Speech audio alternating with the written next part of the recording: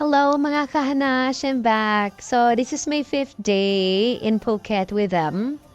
So, ayan, as usual sa our daily routine, kami, nag-walking-walking kami sa beach. Tapos, yeah, may nakita kaming para siyang open field, para siyang playground, so may mga gym equipments, parang dyan yung nila for exercise and all. Tapos, tinry namin ng pinsan ko. Kasi iba naman. Kasi puro kami, walking-walking, jogging-jogging, trekking-trekking. So, yeah, nag-decide kami na, may mga dito, para mga gym equipments. Though, yun nga lang ang sad. Kasi hindi siya working lahat. Though, maganda sana yung naisip namin. Ang ganda naman kasi nag-invest sila sa ganyan. Kasi sa atin sa Philippines, hindi naman mga natin, kumbaga ang mga tao dito, yung mga park, wala namang ganyan sa atin. So doon sabi ko ang galing nag-invest na ng ganyan. So at least may pwede kayong mag-exercise, magpapawis. Yun, yung parang napag-decide na namin na tayo, mag-walking tayo sa beach na for example like 30 minutes. Then, punta tayo dito para makapagpatagtag tayo ng mga puwet natin. Yun nga lang, ayan, hindi working lahat. So, yung pinsan ko, umalis na lang siya kasi nga. So, masabit yung bakal. So, hindi siya, working talaga. Pero buti na yun sa akin. Kito paano ay okay naman. So, yan, nagpaano lang ako dyan. Nagpatagtag ng puwet. Nagpalaki ng puwet. Kala mo, no? The one effective siya for me kasi parang feeling ko nag-lift yung yung wet sand ko. Tapos yung legs ko siya, parang nag-firm.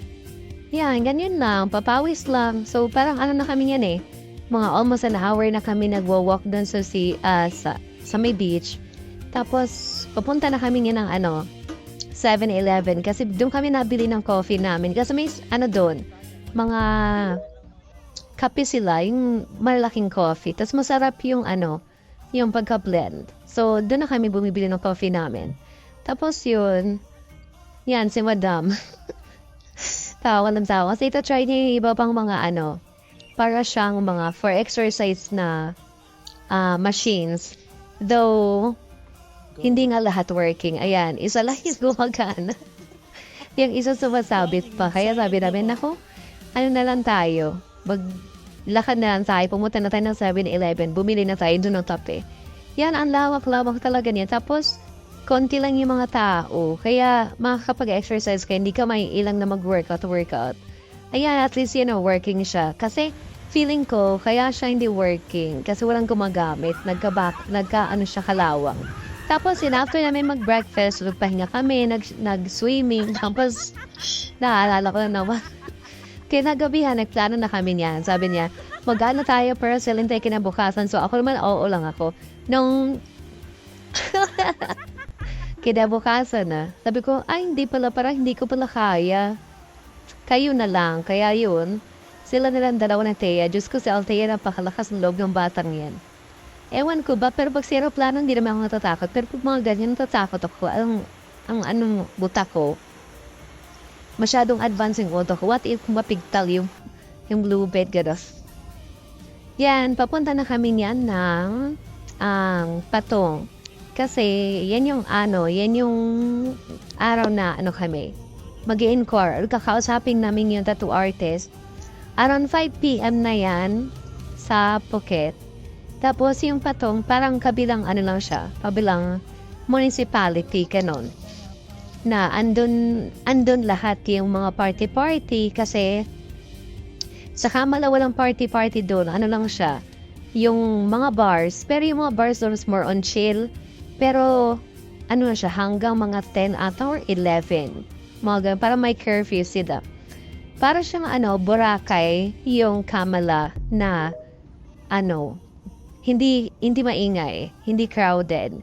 So, Patong kasi andyan lahat. Parang dyan lang nilagay siguro yung mga bars na maiingay, yung mga party, yung may mga dance floor talaga. Hindi siya pang chill. Tapos, meron din naman silang beachfront dyan, pero hindi lang ganun kaganda compared sa Kamala. Kasi yung Kamala nga, sabi ko, para siyang Boracay. Dyan, Okay din naman siya. Maganda rin yung sand nila. Yun nga lang hindi ganun kalawak compared sa Kamala.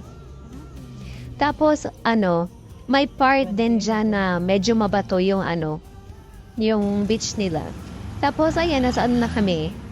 Nasa Patong na kami, nakarating na kami sa Pato.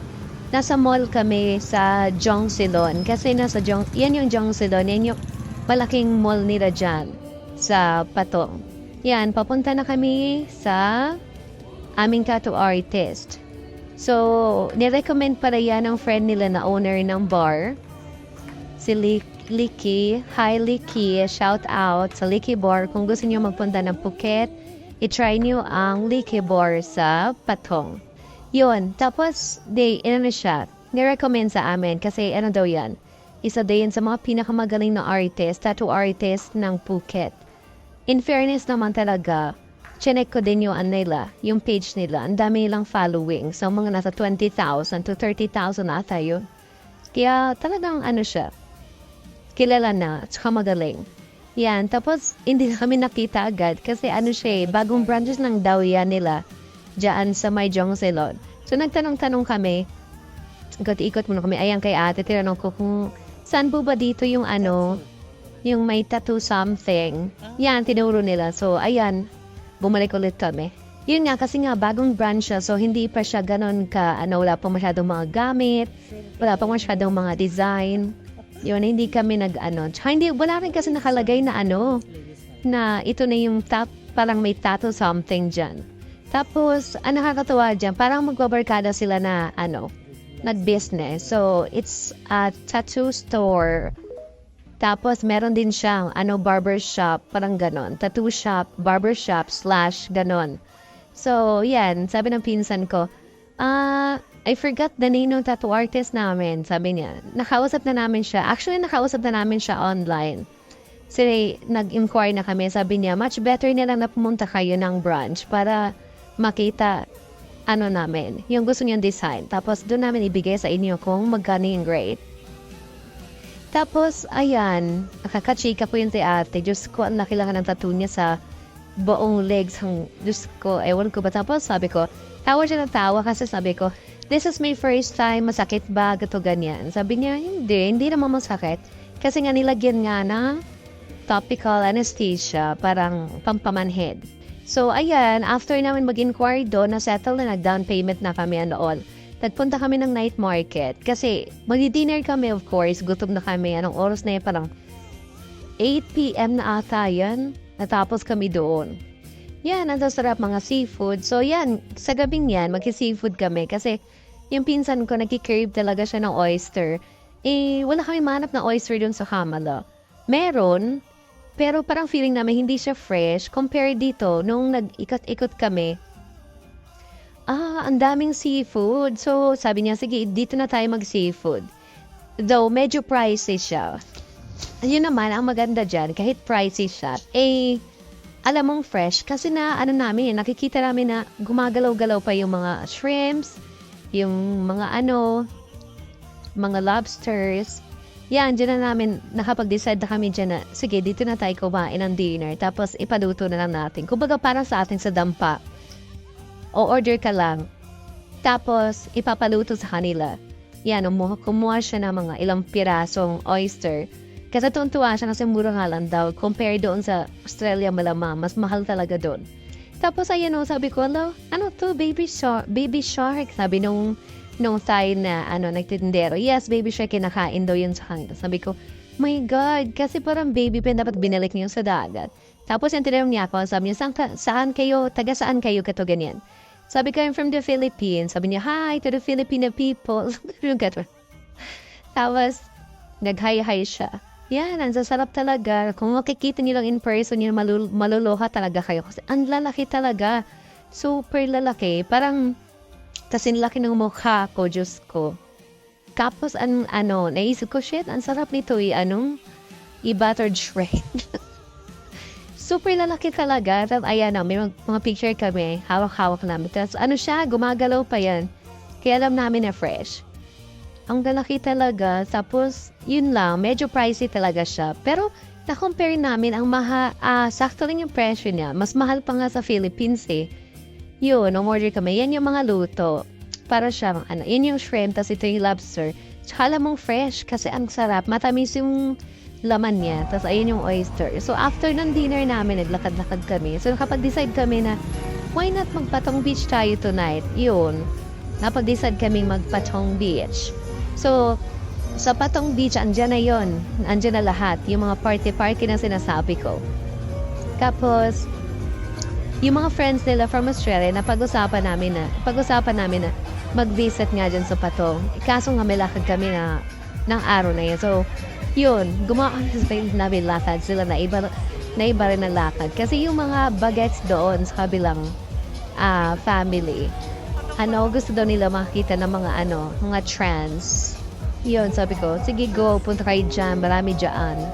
I-search na lang yan dyan sa sa Google. Kung ano yung Patong Beach, basta maluloko kayo. Andyan lahat ng mga ng mga kamunduhan. Yun nga lang, hindi kami pumasok of course, hindi kami pumasok doon sa mga bar na may mga ganon. Pero syempre, makikita niyo siya dyan sa mga daan-daan. Yan. Tapos ang lawak-lawak siya, parang parang isang iskinita siya na malaki na designated lang siya sa mga bars na andyan lahat, yung mga maiingay, may mga nagkakantahan, mga disco bars. Tapos, ayan, yun yung mga sinasabi ko sa inyo. Kung ano yung mga nakikita niyo dyan, tama kayo, basta yan yun. Mga makamundong mga gawain. Yan, legal naman siya dyan sa kanila. Sabi ko nga, mag-part-time kaya muna ako di.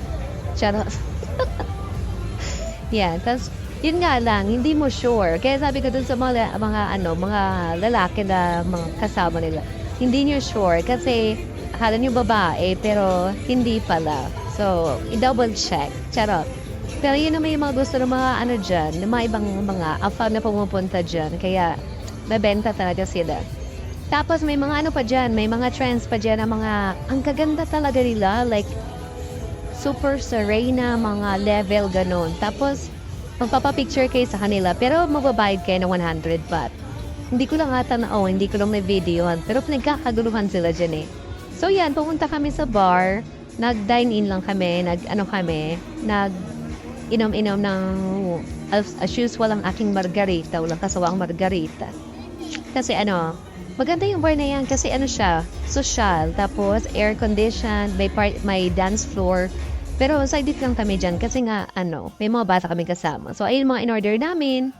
So, yeah, masarap naman siya. For now, bye muna. Bye-bye!